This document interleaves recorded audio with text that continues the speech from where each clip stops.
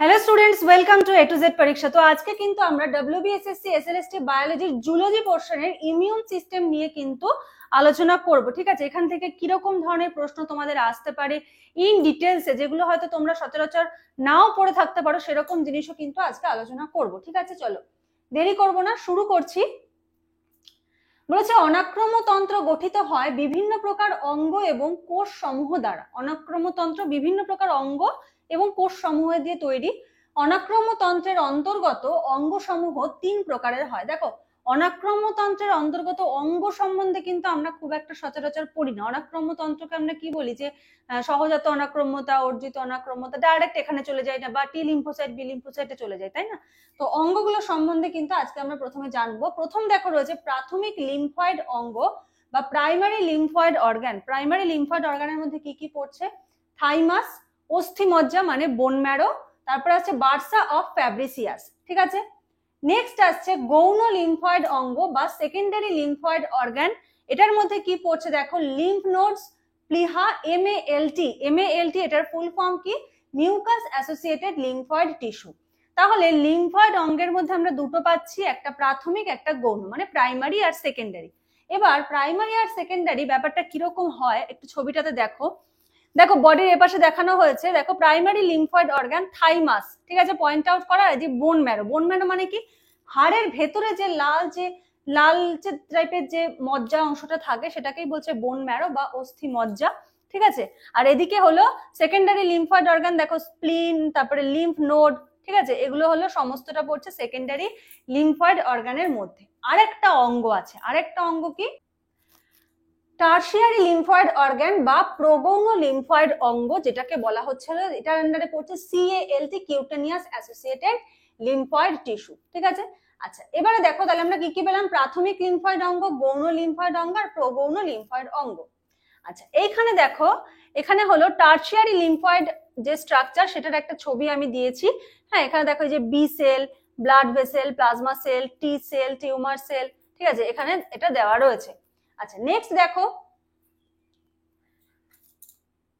এবারে হলো অনাক্রম্যতন্ত্রের অন্তর্গত কোষ সমূহ। তাহলে অঙ্গ সমূহ সম্বন্ধে আমরা জানলাম, এবারে দেখবো কোষ সমূহ। এটা কি প্রাথমিকভাবে দু প্রকারের হয়। কি কি? একটা হলো লিম্ফয়েড কোষ সমূহ আর একটা হলো মাইলয়েড কোষ সমূহ। ঠিক আছে, আচ্ছা লিম্ফয়েড কোষ সমূহের মধ্যে দেখো এটাকে আবার দুটো ভাগে ভাগ করা যায়। ভালো করে বুঝবে, আমরা লিম্ফয়েডটাকে ভাগ করছি। ঠিক আছে, এটাকে দুটো ভাগে ভাগ করা যায়। কি কি? একটা লিম্ফোসাইট আর একটা হলো ন্যাচারাল কিলার সেল। ঠিক আছে, এবারে দেখো এই যে লিম্ফোসাইটকে আবার দুভাগে আমরা ভাগ করব। তাহলে এটার এক নম্বরটাকে ডিভাইড করলাম, আবার এখানকার যে এ নাম্বার সেটাকে আবার ডিভাইড করলাম, পেলাম টি সেল আর বি সেল। এখানে আমি ছবি দেখিয়ে দিয়েছি। টি লিম্ফোসাইটের স্ট্রাকচার এরকম, বি লিম্ফোসাইটের স্ট্রাকচারটা কিন্তু এরকম। ঠিক আছে, ছবি তো তোমাদের আঁকতে হবে না, জাস্ট জানার জন্য, মাথায় সেট রাখার জন্য। তাহলে পেয়ে গেলাম এটা। আচ্ছা এবারে মাইলয়েড কোষ সমূহকে আবার অনেকগুলো ভাগে ভাগ করা যায়। মাইলয়েড কোষ সমূহটা কোথায় ছিল? এই দেখো লিম্ফয়েড কোষ সমূহ, তার নিচে দু নাম্বার রয়েছে মাইলয়েড কোষ সমূহ। তাহলে মাইলয়েড কোষ সমূহের ভাগগুলো কি কি দেখো, মোনোনিউক্লিয়ার লিউকোসাইট, পলিমরফোনিউক্লিয়ার লিউকোসাইট, অনুচক্রিকা, মাস্ট কোষ আর হলো ডেনড্রাইটিক কোষ। এগুলো আসছে মাইলয়েড কোষ সমূহের ভাগের মধ্যে।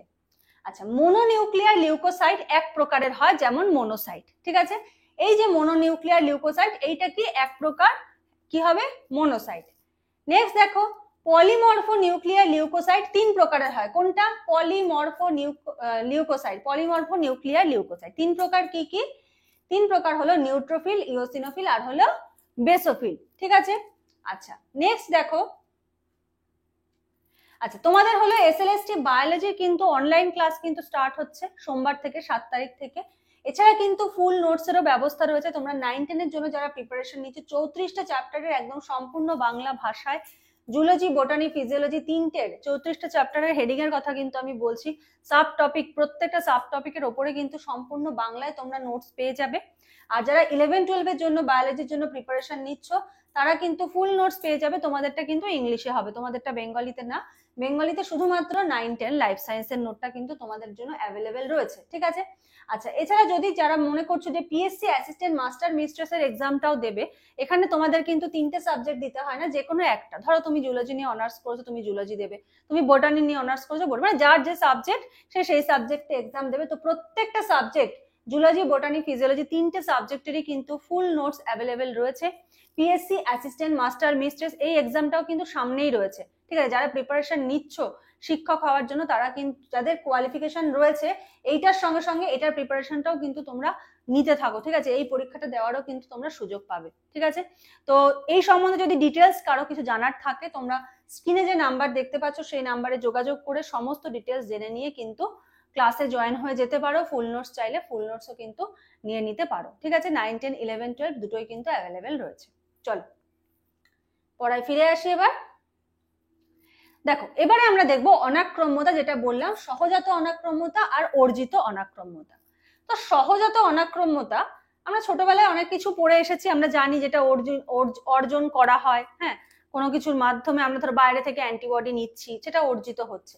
সহজাত অনাক্রম্যতা দেখো এটা কি অনির্দিষ্ট অনাক্রম্যতা, যেটাকে বলা হচ্ছে হলো নন স্পেসিফিক ইমিউনিটি, ঠিক আছে। অনির্দিষ্ট অনাক্রম্যতা বা নন স্পেসিফিক ইমিউনিটিটা কিভাবে হয় দেখো, দেহে কোনো বহিরাগত বস্তু যদি প্রবেশ করে, হ্যাঁ, কোনো ফরেন পার্টিকেল, ভাইরাস, ব্যাকটেরিয়া যেটা যদি দেহে প্রবেশ করে, তাহলে দু প্রকারের প্রতিরোধ ব্যবস্থা বহিরাগত বস্তুকে মেরে ফেলে।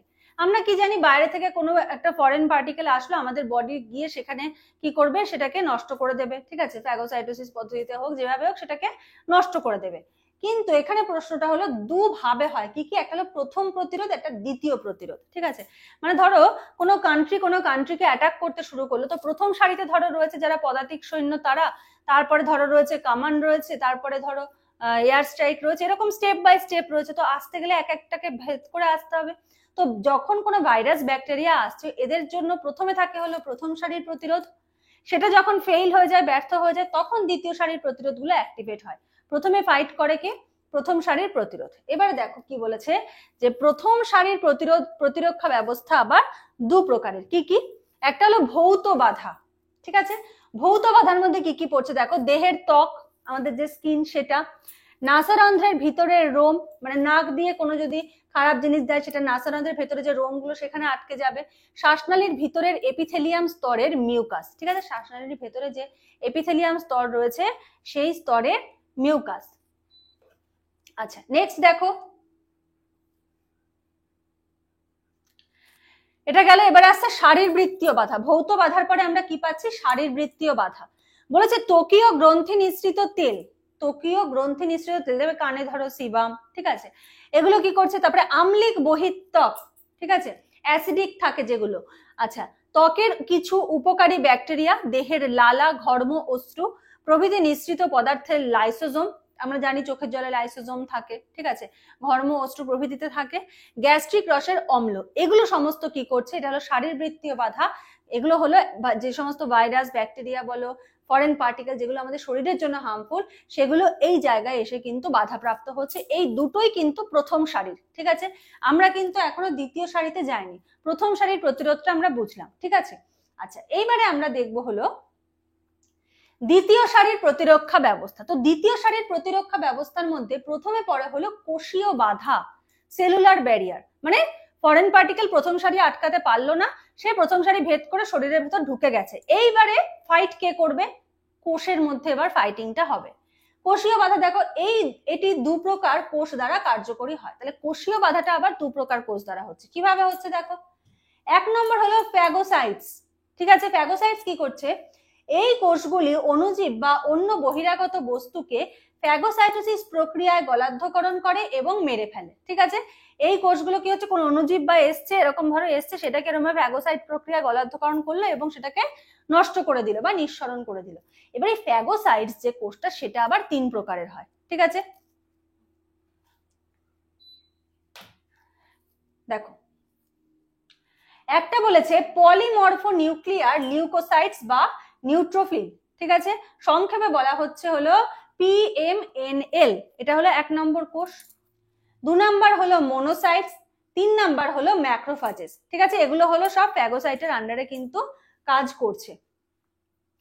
আচ্ছা এবার ম্যাক্রোফাজেসটা কিভাবে কাজ করছে, ম্যাক্রোফাজেসের আবার কাজ করার কিছু ধরন রয়েছে। বলছে এরা বিশেষ প্রকার শ্বেতকণিকা, ম্যাক্রোফাজেসটা কি, বিশেষ প্রকার একটা শ্বেতকণিকা যা মোনোসাইট থেকে উৎপন্ন হয়, ঠিক আছে। রক্তের বাইরে মোনোসাইট বৃহৎ আকার হয়ে ম্যাক্রোফাজে পরিণত হয়। তাহলে ম্যাক্রোফাজেসটাও কিন্তু একটা বিশেষ ধরনের শ্বেতকণিকা। কিসের থেকে উৎপন্ন হচ্ছে? মনোসাইট থেকে উৎপন্ন হচ্ছে। মনোসাইট শ্বেত রক্তকণিকা, এটা আমরা প্রত্যেকেই জানি। তো যখন রক্তের বাইরে মনোসাইটটা বেরিয়ে আসছে, এটা বৃহৎ আকার হয়ে যাচ্ছে এবং ম্যাক্রোফাজে পরিণত হচ্ছে। রেটিকিউলো এন্ডোথেলিয়াল সিস্টেম বা মনোনিউক্লিয়ার ফ্যাগোসাইট সিস্টেমের ভিতর, ঠিক আছে, কোথায় হচ্ছে? রক্তের বাইরে কোন জায়গাটায় হচ্ছে?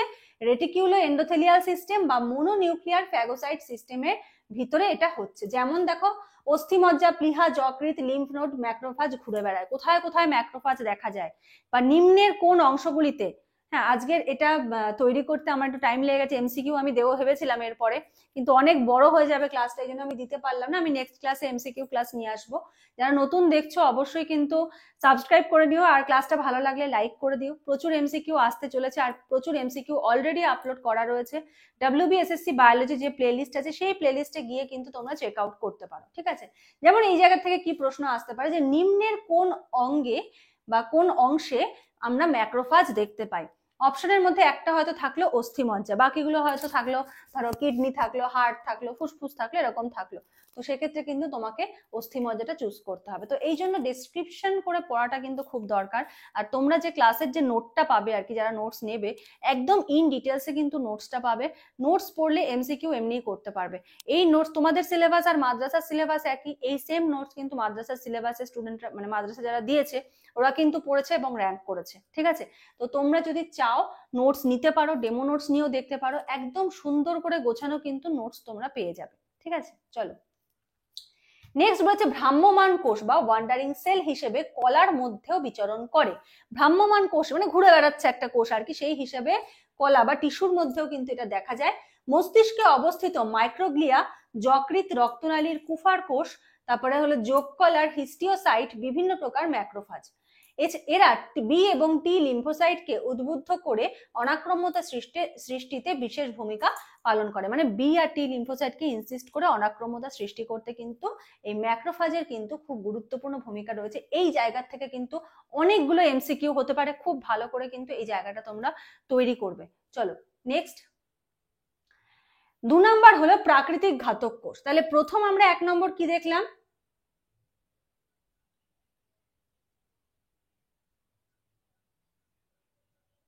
এক নম্বর দেখলাম ফ্যাগোসাইটস, এই যে 1 নম্বর দেখলাম ফ্যাগোসাইটস। আর এবার আসছে 2 নাম্বার, প্রাকৃতিক ঘাতক কোষ বা ন্যাচারাল কিলার সেল, ঠিক আছে। 2 নাম্বারটা এবার কি করছে, এরা হলো এক বিশেষ প্রকার লিম্ফোসাইট। 2 নম্বরে এই ন্যাচারাল কিলার সেলটা কি? একটা বিশেষ প্রকারের লিম্ফোসাইট। ভাইরাস আক্রান্ত কোষ, টিউমার কোষ, ছত্রাক, ব্যাকটেরিয়া প্রভৃতি আইজিজি আবৃত রোগ জীবাণুকে ঘাতক কোষ ধ্বংস করতে পারে।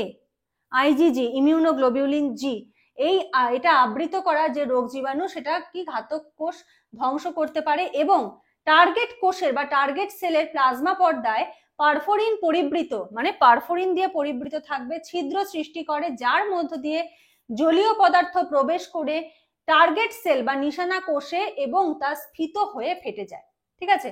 তাহলে কি করছে, জলীয় পদার্থ প্রবেশ করে, যেই টার্গেট সেলটা, সেই টার্গেট সেলের যে প্লাজমা পর্দা, সেখানে কি করছে, পারফোরিন পরিবৃত ছিদ্র সৃষ্টি করে, একটা ছিদ্র সৃষ্টি করে, যেটা পারফোরিন পরিবৃত থাকে, তার মধ্যে জলীয় পদার্থ প্রবেশ করতে থাকে।